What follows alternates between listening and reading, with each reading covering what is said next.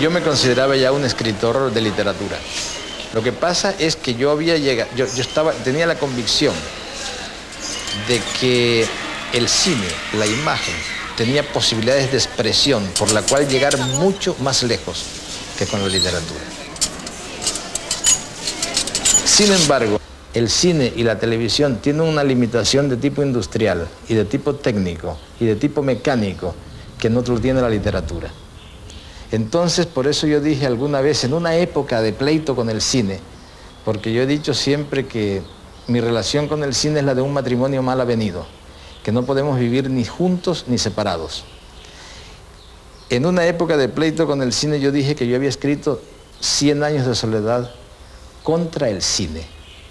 Los novelistas, y había grandes novelistas ya había gallegos, ya había Asturias, ya había Carpentier, ya había Borges.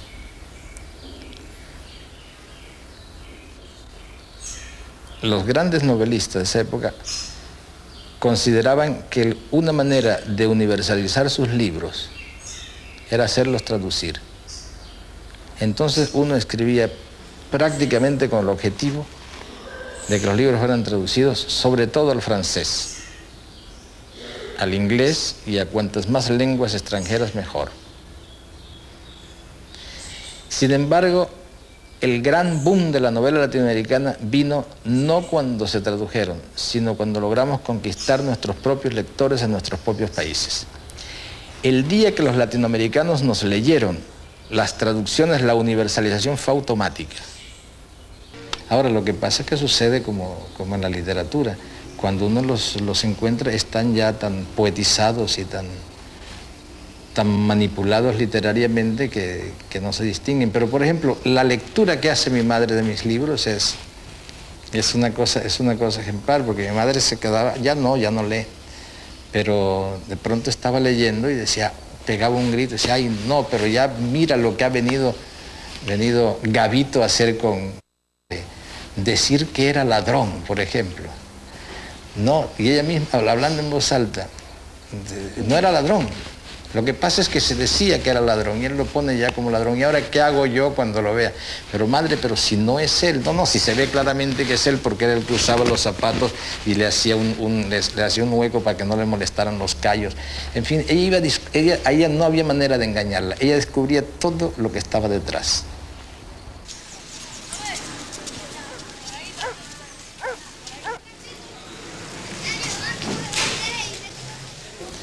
No hay una sola línea. Si tuvieras tiempo y tuvieras pensado en esto, hubieras agarrado línea por línea todos mis libros y yo te puedo decir cada cosa de qué episodio de la realidad salió. Lo de Remedios la Bella era una señora en Aracataca que tenía, no creo que no era una hija, una nieta, que se fugó con un agente viajero, no sé con quién. Se fue con un tipo, la muchacha. Y todo el mundo, el pueblo sabía, pero ella no podía aceptar que se había ido con otro y sencillamente dijo que ella la había visto subir al cielo en cuerpo y alma, que estaba en el jardín con ella y de pronto vio que se la llevó el viento y se fue y la vio perderse en el azul del cielo. Eso lo hizo tan creíble ella como hay que hacerlo creíble en literatura y como hay que hacerlo en cine. Al fin y al cabo, toda cultura es cultura popular. La historia de En este pueblo no hay ladrones, la primera vez es bastante curiosa. Justamente Alberto Isaac y Emilio García Riera tenían el proyecto de participar en ese primer concurso del Sindicato de Técnicos y Manuales que se hicieron en México. Entonces ellos escribieron una película que yo no recuerdo exactamente de qué trataba. Y cuando tuvieron el guión, me llamaron y me lo leyeron y realmente era muy malo. Y yo le dije, esto es... Y entonces pues traté de demostrarlo, creo que sustenté bastante bien mi opinión y ellos quedaron consternados.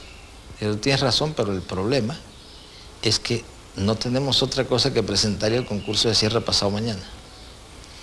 Entonces yo les dije, ¿por qué? Yo me sentí culpable, muy culpable, porque ellos habían trabajado muchísimo. Les dije, mire, ¿por qué no presentan En este pueblo no hay ladrones, que es un cuento que tengo yo, que prácticamente no hay sino que numerarlo para filmarlo? Tiempo de morir era una historia que traía yo arrastrando desde hacía mucho tiempo, inspirada más bien en el teatro de Sófocles, esos dramas cerrados de la fatalidad. Y Arturo Ripstein, que es un director conocido, un muy buen director, quería hacer una película, era hijo de un productor, y la hizo bien, pero fueron vestidos de cowboys. Es decir, la película toda fue vestida de cowboy porque el papá de Arturo decía que si fracasaba, por lo menos se lo vendía a la televisión alemana como western.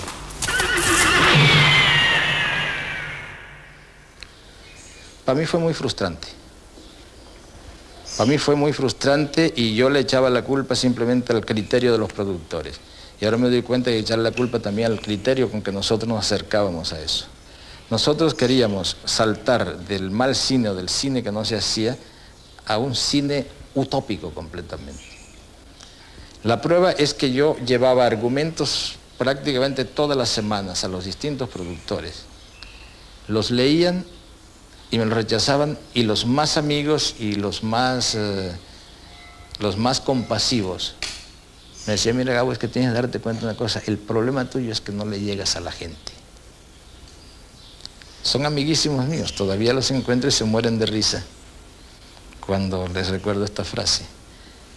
¿Qué argumentos eran esos? Te voy a decir qué argumentos eran esos. En el momento en que vi que no se podían hacer en cine, los puse juntos y escribí 100 años de soledad. Yo recuerdo que yo estaba en México escribiendo el episodio de Remedios la Bella. Yo durante casi 2 años salí muy pocas veces a la calle cuando estaba escribiendo 100 años de soledad.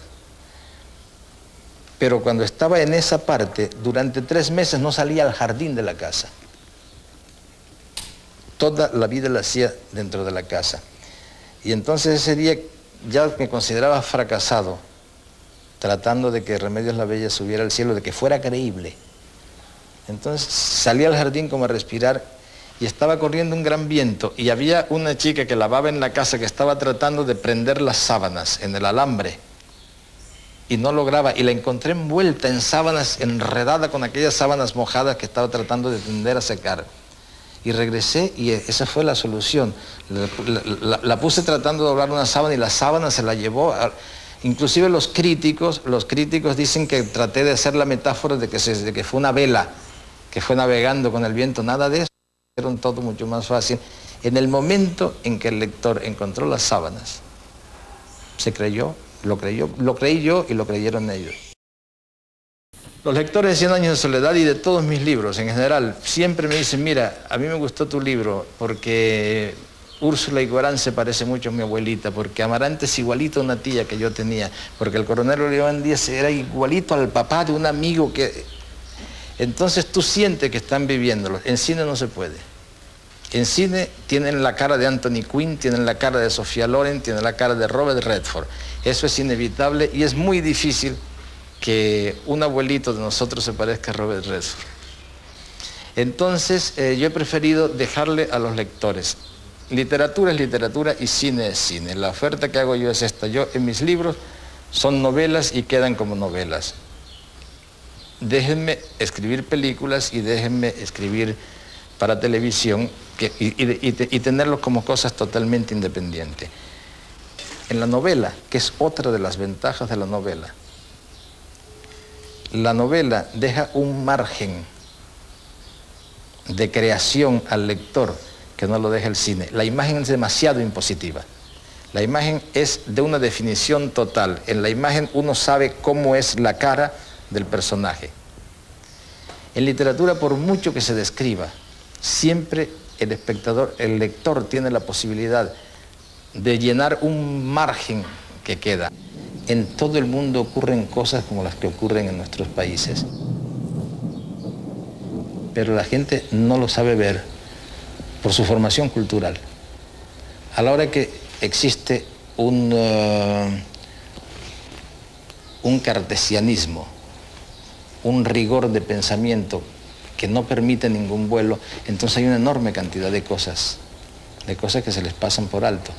Si un francés ve de verdad que una muchacha sube al cielo en cuerpo y alma, nunca se atreve a contarlo porque cree que van a creer que está loco. Seguro que no lo cuenta porque no es posible, porque no cabe dentro de su realismo. Hoy la literatura latinoamericana está en primer lugar en los países del mundo. Por primera vez en los Estados Unidos, un latinoamericano ha sido bestseller y lo va haciendo ya por casi 50 semanas. Espérate, no un latinoamericano, un extranjero, porque los grandes bestsellers son nacionales. El término bestseller me interesa no por estar en lista de bestsellers, sino por saber que el libro se está vendiendo y se está leyendo. Entonces ahí estamos logrando una cosa importante. No solo hemos conquistado nuestro público, sino que estamos conquistando ya el público vecino. ¿Por qué no podemos hacer lo mismo con el cine? ¿Por qué no podemos aprovechar esa experiencia para el cine? Para mí, la música, la literatura, el cine, la telenovela, son distintos géneros que en mi caso tienen la misma finalidad, que es llegarle a la gente. Entre la literatura y el cine es muy claro. Como tú sabes, mis editores venden muchos libros míos. Fíjate que no digo que yo vendo muchos libros, mis editores venden muchos libros míos. Sin embargo, en una sola noche, un episodio de televisión puede llegar solamente en Colombia a 10 o 15 millones de personas. Todavía no he vendido yo 10 o 15 millones de todos mis libros. Entonces es natural que para una persona que quiere llegar a la gente, la telenovela sea una atracción permanente, una especie de polo magnético a la cual no se puede escapar. Han ocurrido cosas en América Latina que nos han enseñado que la gran falla de entonces fue una falla política. No fue artística, no fue profesional, fue una falla política. Fue no pensar en términos de toda América Latina, sino en términos de mi película, de tu película, de su película. En el momento en que nosotros tenemos una concepción global de nuestro mundo,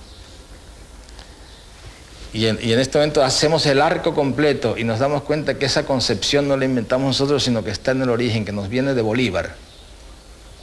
En el momento en que nos damos cuenta de eso, la cosa es completamente distinta. Es decir, ahora tratamos de hacer cine para engrandecer cada vez más el gran potencial que tenemos nosotros, que es el potencial cultural.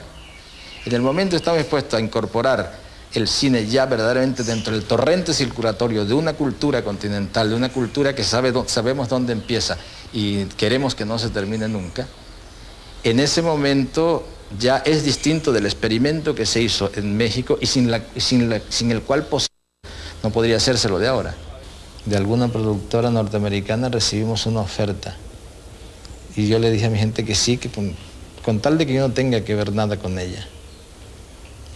Sobre todo por la curiosidad de ver qué van a hacer ahora, qué van a hacer, por qué la vieron en cine y en televisión y quieren hacerla ahora. Yo tengo la impresión de que los Estados Unidos están entrando por eso, por rehacer cosas que han tenido un cierto éxito, con actores de ellos, con directores de ellos, en su medio, volverla a hacer, pero en norteamericano. El cine que tratamos de hacer ahora es nuestro cine, el cine de nuestras vidas, y no simplemente nuestras viditas de cada país, sino toda la vida del continente y de gran parte de los Estados Unidos. Porque ya nuestro continente llega hasta muy adentro de los Estados Unidos. Ya estamos cambiándoles el idioma, la comida, la música, las costumbres. Ya hay que tenerlos en cuenta como nuestro mercado de cine, como nuestro mercado de libros en lengua castellana, como nuestro mercado de discos. Estamos ya muy metidos en los Estados Unidos y ellos no se dan cuenta. Nosotros tenemos un arma que ellos no tienen, que es la explosión demográfica. Nuestra explosión demográfica terminará desbordándonos y desbordándolos, recuperando lo que era nuestro. Entonces,